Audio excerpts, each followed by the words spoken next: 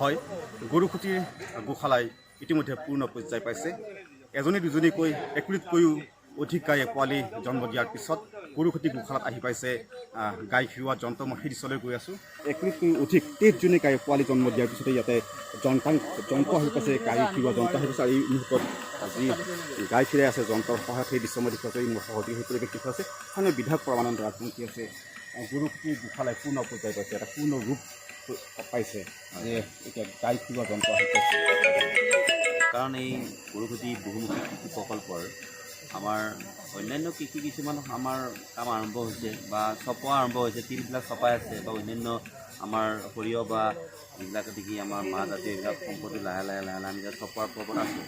কিন্তু আটাইতকৈ গুৰুত্বপূৰ্ণ কথা হৈছে কি যে এই গৰু গুজৰাটৰ গিৰ গাই, এই গিৰ গাই ইতিমধ্যে আপোনালোকে গমেই পাইছে যে প্ৰায় আমি 100ৰো অধিক গিৰ গাই আহিছে। আৰু এই গিৰ গাইৰ দ্বাৰা যিখিনি আমাৰ পোৱালি হৈছে সেই পোৱালিবিলাক সেই 23জনী সেই গাই খীৰাবৰ কাৰণে আমাৰ যিটো নেকি মানুহৰ যিটো নেকি প্ৰচেষ্টা, আমাৰ যদি হাতেৰে আমি যদি খীৰাওঁ তেতিয়াহ'লে বহুত সময় লয়। তাৰোপৰি আমাৰ ল'ৰাবোৰ খুব বেছি উস্তাদ হোৱা নাই। কিন্তু আমি দেখিছোঁ কি যে এতিয়া যিটো লাহে লাহে আমি গিৰ গাই সংখ্যা বঢ়াম, প্ৰায় 2000লৈকে আমি বঢ়োৱাৰ আমি কথা ভাবিছোঁ। সেইকাৰণে এতিয়া 500 আহিব।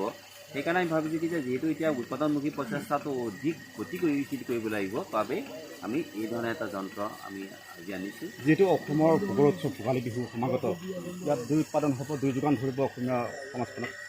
আমি আশা ৰাখিছোঁ যে গুৱাহাটী বা আমাৰ দৰঙৰ মানুহক সম্পত্তি আমি অহা ভোগালী বিহুত আমাৰ এই গিৰ গাই আমি গাখীৰ যোগান কিমান দূৰ উৎপাদন হ'ব বুলি আশা কৰি বিহুত?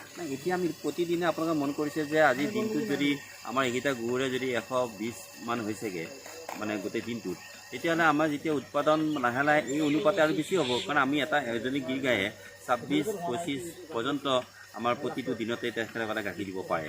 গতিকে মই ভাবোঁ যে এই কামটো অধিক আৰু কি হ'ব, গতিশীল হ'ব আৰু ব্যাপক হ'ব। এটা পৰিকল্পনা কৰা হৈছে যে আৰু গিৰ গাইৰ সংখ্যা বঢ়াব আৰু লৈ অহা হ'ব। 500 আমাৰ প্ৰথম অৱস্থা এতিয়া 500 আহিব। আৰু সেই 500ৰ কাৰণে এতিয়া আন্তঃগাঁথনি তৈয়াৰ কৰা হৈছে। আৰু এই 500 হোৱাৰ লগে লগে কিন্তু যথেষ্ট পৰিমাণে আমাৰ গাখীৰৰ সংখ্যা বাঢ়িব। আপোনাক ধন্যবাদ জনাইছোঁ। আৰু মই সেই পৰিৱেশৰ মাজলৈ গৈছোঁ।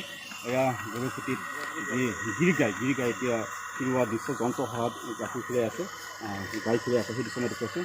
অকণমান আহিব, খুব ব্যস্ত আমি মন কৰিছোঁ। কিমান লিটাৰ দিব? এইটো 10 লিটাৰত 6 মিনিট লাগি যায়। এইটো 10 লিটাৰ গাখীৰ যেতিয়া খীৰাব এইটো 6 মিনিটত 10 লিটাৰ খীৰাব পাৰে। মানে নহয়, মানে 10 লিটাৰ গাখীৰত মাত্ৰ 6 মিনিট টাইম লাগে। 6 মিনিট 6 মিনিটত হৈ যাব। আৰু এই মেচিনটো কমচে কম 4টা মানুহৰ কাম কৰিব। এই যন্ত্ৰৰ দ্বাৰা ঘণ্টাত কিমানটা গাই খীৰাব পৰা যাব? 1 ঘণ্টাত কমচে কম 10টা 12টা খীৰাব পৰা যাব। 12টা 13টা খীৰাব পৰা যাব। এগৰাকী এই গোশালাৰ লগত জড়িত যুৱক আছে, আমি লক্ষ্য কৰিছোঁ অতি ব্যস্ত হৈ আছে। এটা ভাল লগা দৃশ্য যে গৰুখুটি গোশালাত যন্ত্ৰ আছে, গাই খিৰোৱা যন্ত্ৰ।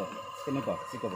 তেনেকুৱা মানে বৰ্তমান আজি আহিছে আমাৰ যিটো মেচিন আহিছে। এতিয়া বৰ্তমান আমি মানে শিকি আছোঁ। আমাক মানে ছাৰ এজন আহিছে, তেখেতে আমাক বৰ্তমান শিকাই আছে। এই তেনেস্থলত আমি বৰ্তমান ইতিমধ্যে প্ৰায় শিকাৰ দৰে হৈছেহে, শিকিছোঁহে। কিন্তু এতিয়া মানে আগতে আমি যিখিনি উৎপাদন পাইছিলোঁ গাখীৰৰ, হয়তো মানে এতিয়া মেচিনটো আহি গ'ল, নিশ্চয় আমাৰ উৎপাদন বহুত ভাল হ'ব বুলি। আৰু হাতেৰে খীৰালে যথেষ্ট কষ্ট, যিহেতু বহু পৰিমাণৰ গৰু আছে।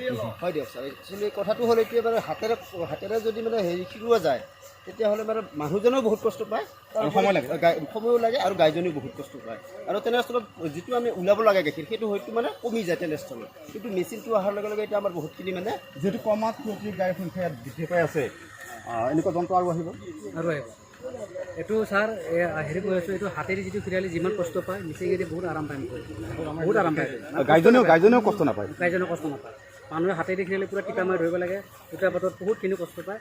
আৰু মেচিনত লগালে গৰুটোৱে একদম মানে আৰাম পায়। মই শেষবাৰৰ কাৰণে সেই দৃশ্য দেখুৱাইছোঁ। মই সহযোগী সেই দৃশ্য দেখুৱাবলৈ অনুৰোধ জনাইছোঁ। এয়া গৰুখুটি গোশালাৰ দৃশ্য। আৰু কৈছোঁ আজি এটা নতুন সংযোজন হৈছে যে গাই খিৰোৱা যন্ত্ৰ ইয়াত অনা হৈছে। আৰু পুনৰ কৈছোঁ যে গৰুখুটি যি গোশালাত ক্ষীৰতিকাৰীৰ সংখ্যা বৃদ্ধি পাইছে। ইতিমধ্যে 23জনী গিৰ গায়ে পোৱালি জন্ম দিছে।